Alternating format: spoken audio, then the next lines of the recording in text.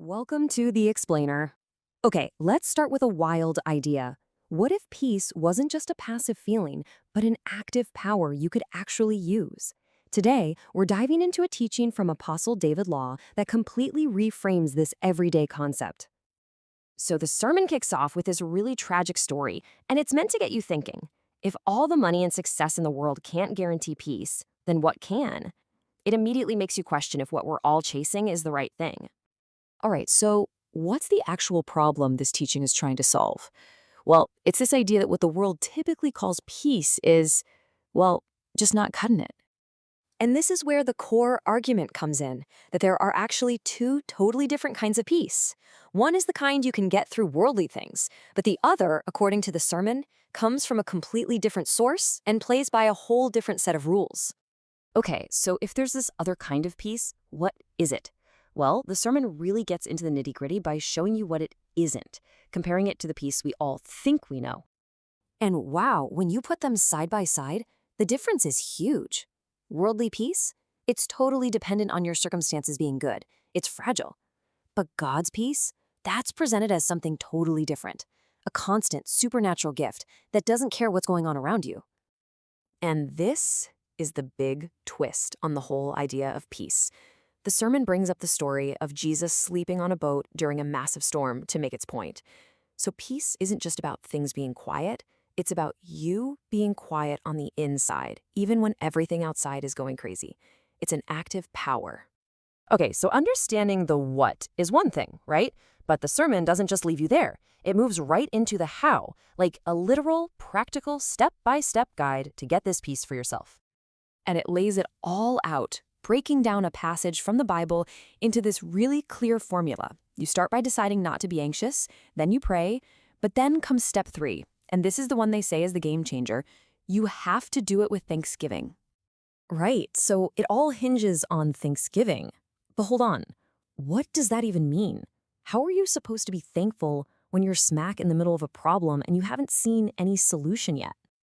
And to explain this, the sermon doesn't just give you a dry definition. Nope. It tells a story, and it's a pretty dramatic one. It uses the ancient story of Jonah as like the ultimate case study for this whole idea of believing you've got the answer before you can actually see it. So in the story, you have Jonah making this amazing statement of faith. He's thanking God for hearing him, for answering his prayer for deliverance. It sounds like, a typical thank you prayer after the problem is solved. But, and this is the entire point, the sermon reveals the twist. Jonah said all of that while he was still inside the fish. Can you imagine? He was in the absolute worst case scenario, and he was already thanking God for a rescue that hadn't physically happened. That's what the sermon defines as Thanksgiving prayer. And this quote just nails that whole shift in thinking. It's not about focusing on how huge your problem is. It's about turning to your problem and telling it how huge your God is. It's about flipping the script on your perspective entirely. So this way of thinking, it's not just for a one-off prayer. It leads to this much bigger foundational mindset that kind of underpins the entire teaching. Now, this next part might sound a little weird at first. The sermon actually challenges you to stop praying for a blessing, because the argument goes, when you pray for something, you're coming from a place of lack. You're basically admitting you don't have it. So what do you do instead? Well, the teaching says you have to change your whole identity. Instead of asking to be blessed, you start declaring that you are blessed.